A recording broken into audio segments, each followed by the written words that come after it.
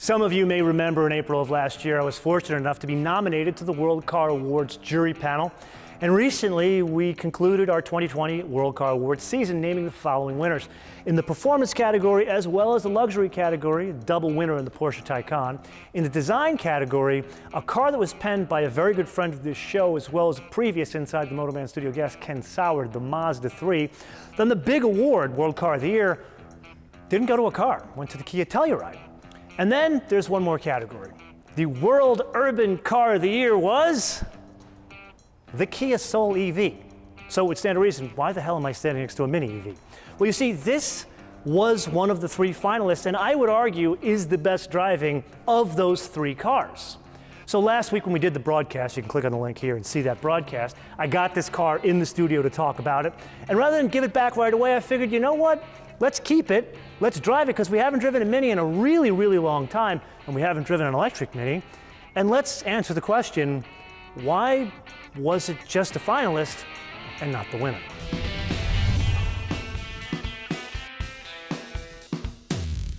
Two things before we get started here.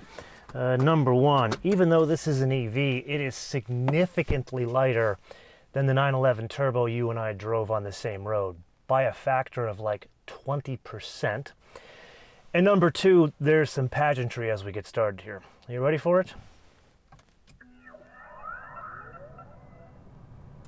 Okay, now that we're started, let's handicap this a bit and start going uphill.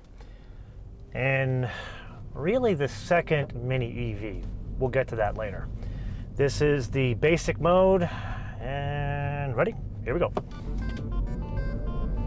Not bad. Granted, you'd expect it in an EV to have torque from zero, but what's surprising to me with any EV that are city cars, that they have that kind of pulling power. Remember, this is front wheel drive. But let's pull over again and try a different mode here. Come to a stop, we're out of the lane of traffic. And important to note, we have an even bigger hill, a different incline here. Let's go into sport mode. There we go, sport setting, no one behind us, and let's roll. I can't say there's a significant difference there. If I'm honest, the biggest difference you notice here is 30 to 60, there's more power and more torque than 0 to 30. Now, yeah, there's a little bit more oomph off the line, but it's not like, oh my God, this is the fastest electric car I've ever driven. From 30 to 60, you're like, this is the most usable electric car I've ever driven.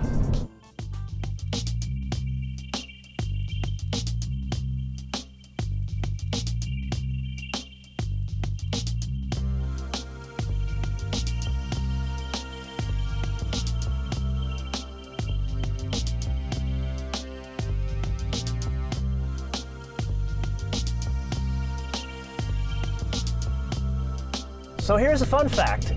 All of the different EVs that have come out of the BMW group, none of them have had any user or driver adjustment of the regen. Not that regen is new for EVs or hybrid vehicles, but this is the first application of adjustments in regen within the BMW group. Right now I'm in the highest level of regen, and see how this regen works going around this rather steep decline around a turn here, and yes, absolutely one pedal driving to the point where it's slowing me down too much. I do need to accelerate a bit more here. And now let's try the low regen setting that is here on this toggle switch. Accelerate a bit more, coming down the same steep decline. And we got a straight here, and let's see how much coasting we got. Oh, that's coasting. That's almost like a manual transmission coasting. But now as we get back onto it here, I would argue this setting of regen is for those instances when you want to take a city car, which for the avoidance of doubt, that's what this thing is, to canyon roads or nicer roads like this, and you want to have that feeling of an internal combustion car without all the interruption of a regen. You and I have seen the BMW brand do a lot of EV, but this is not exactly Mini brand's first attempt at an EV. Way back in the day, I believe it was 2009, there was a Mini electric, a Mini EV. It also had a similar range, but that had a couple of things significantly different. There was no back seat. The batteries were so big back then, they had to completely remove all of the storage, where this actually keeps the exact same storage as well as capacity in the back seat, even with the batteries underneath it. Another huge thing about that, one couldn't have bought that Mini electric. One could only lease it, and at that, there was only a couple of them that BMW kind of had to bless you to lease the car, because really it was a research project rather than their attempt at selling electric cars. Where you and I normally do our steering tests is an ideal location for us to try out something very specific to this Mini, and that is the Green Plus mode. And there's a couple of warnings with that, so let's go to Green Plus. And now we're in Green Plus, and one of the big things you notice is there is limited acceleration. I wouldn't say it's capped, it's just significantly decreased over the Sport mode, but that's really not the big issue. The big issue with Green Plus is you are trading range, and you really do get extra range. I've used this successfully. We will discuss that later. But there's a cost to that extra range, and that is significant discomfort, because notice, the minute I switched on Green Plus, the HVAC system goes off. I can't use the heated seats, which means you are going to subject your passengers to some serious, not pleasant odors. So with that, I think we need to go back to at least the mid-range, shall we? Even non-car folks are well aware that Minis, they're all about personalization. This EV derivation really is no different. That said, there are a couple of things that set it apart from internal combustion engine Minis. Biggest being is there's no grille. That said, there still is a supercharger, turbocharger scoop here. It's blocked up, but it's still there. Then they have these plug icons. There are 4, count them 4 around the car. And then the biggest other change is the coloring. It's like a neon, yellow, green, whatever you want to call it. It's all around the car, biggest being on those mirror fairings. Now that led me down a rat hole on the Mini website because I wanted to build one to see if you can get rid of that. Turns out you can't build one on the Mini website yet, but you don't have to have those mirror fairings in that color. You don't even have to have this color here on the grille. This you have to have. And that led me to the different trim levels, this being the highest, and has the wheels that are only on offer on this trim level. I'm not going to be the 87th person to tell you what they're designed after. I'll let you be the judge of that. But the good news is you can make a Mini EV look sort of like a standard Mini, or you can customize it out. Like in particular, I found this cool green one with a black roof and black mirror fairings and more standard looking 17-inch wheels. The wheels on offer, they range between 16 inches and 17 inches, 16 being on the base car, 17 being what you see here, which is plenty big for a Mini. But at the end of the day, I'm gonna turn this around to you guys. If one were to have a Mini EV, how would you want it to look? Would you want it to stand out like this, saying, look at me, I'm a tree hugger, or would you want it to look like your own Mini? Let me know in the comments below. Just because it's got a different propulsion system doesn't mean we can't take it to our top secret torture chamber that is Portuguese Bend. To do this properly, let's go into sport mode. Oh my God. Okay, there's a little composure, but wow, does it degrade as you push over broken pavement in an earthquake-prone area. Let's push a little bit more aggressively over this crest of the hill. Please don't try this at home. Yeah, you can definitely see by body movements. It's not quite an old school Cadillac, now is it? I mean, let's finish strong here. Up the hill, push, oh! Okay. It's certainly fun, it's certainly a Mini, but the extra weight does degrade the ride quality in really unusual circumstances like that. Yes, it is indeed that time again to play your favorite game of mine, the options game, with today's rather unusual contestant in 2 ways. Number 1, it is an EV, and number 2, this is the first time you and I are ever playing around in the game with a Mini. That said, it is the 2020 Mini Cooper SE hardtop 2-door for a suggested retail price of $29,900. To that, we add the white silver metallic that is free. The Chesterfield satellite gray interior, that is also free. Looks like white to me. Then we get into the oddball part of the EV in that there's not really options. There are trim packages, kind of taking a page out of the old Hyundai book, in that there's a Signature, that's the base car, $29,900. Signature Plus, that's an additional $4,000, adds things like a moonroof, park distance control, power folding mirrors. Then we get to this. This is the iconic. This one is an additional $7,000. That adds a leather wrapped steering wheel, auto dimming mirrors, auto dimming rear view mirror, parking assistant, and most importantly, head-up display and the Harman Kardon premium sound system. Traditionally, I hold the fancy stereo systems for the last listed option in any one of our round of the options game. However, there's something here that stands out a bit more than the stereo system, and that is the touchscreen navigation package. Now, for the avoidance of doubt, navigation is fitted as standard on all Mini electrics, no matter the trim. It's just in this trim, the iconic, it grows to 8.8 inches. Then we add a couple of other things. The interior style Mini electric, that's headliner and anthracite, which we like, and the interior surface Mini electric. I have no idea what that means. That is free. Then a couple of other things are fitted. Turbo cord charger, that's free. Mobility kit, free. Performance control, free. Rear view camera, free. DC fast charging, obviously, that is free. Then they have something called a Mini excitement package. I don't know what that is, but it's free. Sport seats, free. That's a big deal in a Mini because it does make a difference. And then white turn signal lights does make a huge difference. That is also free. This is really closing out very strong in this round of the options game. However, we do have to add a destination charge of $850 all the way from Oxford, England, and a total suggested retail price of $37,750.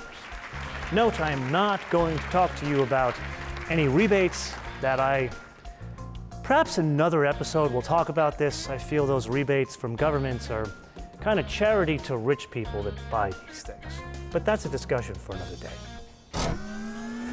While I have never painted myself to be a detective, I am a huge fan of Law & Order, back in the day of Jerry Orbach, not this politically correct crap we get today. That said, I am going to take a stab as to the reason why this did not win World Urban Car of the Year and why it was only a finalist, and that is the battery. You see, it is a 32.6 kilowatt battery. Sounds great if you don't know electric cars. But even if you're a car person or not, that translates to 110 miles of range, at least to the US government. Now, we'll cover that a bit more later, but let's get into some of the details of the battery. It turns out it is well integrated into a car that was originally designed to be an internal combustion engine. You see, the battery is a T-shape. It sits between the front seats and then across the back seats. It's made of 12 modules, and at least my time with it in terms of charging was pretty respectable. I've been able to charge this on my level 2 here at the hangar in 8 hours from 0 to 110 miles. And then Mini will tell you that this thing will charge at one of the fast chargers, a level 3 charger, 80% in 35 minutes. Okay, so a T-shaped battery integrated low in the car is all fine and good, but let's be honest, this is a Mini. This is a brand that was founded on the hallmarks of pushing the wheels all the way to the edge, almost to the point of masking the fact that it is a front-wheel drive car where even car freaks like me will agree these are incredibly fun to drive. So how does this whole extra almost 300 pounds impact driving dynamics? Well, a funny thing happened on the way, I would say, to the ballpark, but really to the EV park. The ground clearance is increased by 0.7 of an inch, but the center of gravity, important on a car like this, was actually lowered by 1.2 inches over the internal combustion engine Mini. Now, here's the thing about the battery. It actually improves the overall driving dynamics of effectively a city car. So let's push it a little bit harder around here and carry some extra speed in a very sharp declining radius turn. Come around here. It's a little bit much there, but there are indeed two things you can't help but notice. Number one, it is absolutely a Mini in every instance in the way it drives. And number two, even with the extra weight in the car, and that's over 10% difference when you add this battery into the Mini SE Cooper EV, there still is a significant amount of composure going around turns. Let's discuss a practical and rather real-world use of that range. You see, my pilot friends and I on the weekends usually do these classic car drives. As of late, we've had to adjust them to be social distancing drives where we meet in our cars and then we drive in our cars to wherever we're going, PV or Malibu, whatever it is, and then we come back and we disperse in our cars. Well, this one presented a particular challenge because that day we were going to go to Malibu, which from Torrance Airport to Malibu and on the roads we selected, that was a 120-mile drive, 110-mile range. So I had to negotiate in advance and got them to agree to a 30-minute stop for an electric charge.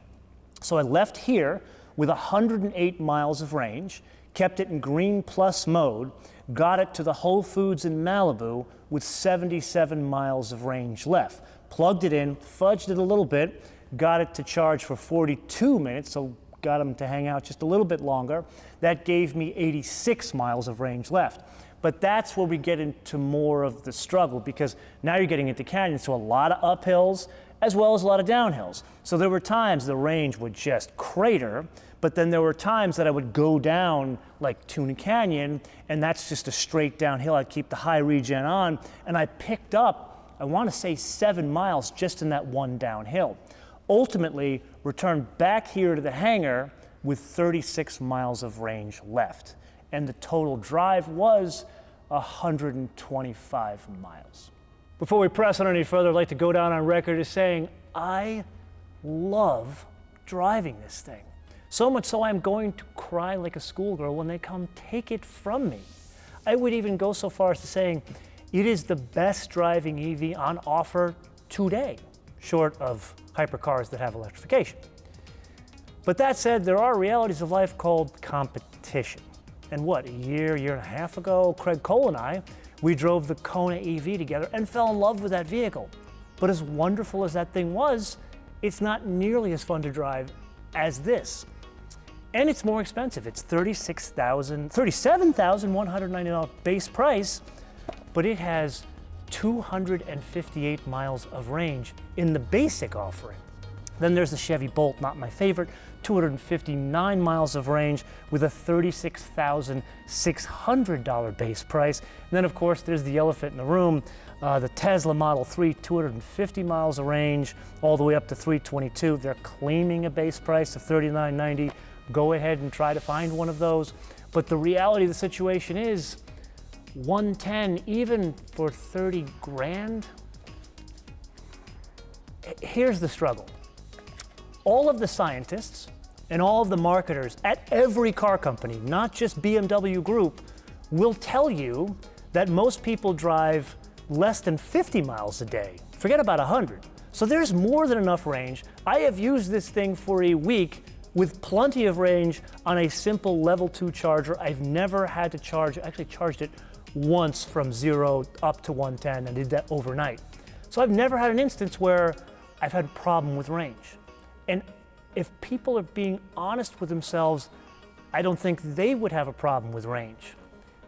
But there's just a psychology about this stuff. It's not about numbers or science or marketeers. It's about the fact that one can buy a Kona EV with 258 miles of range. That's exactly the same price as this car here. Yeah, this one is way more fun to drive. Probably if it were my money, I would buy this one. But I don't think most people are like me. They want the more range.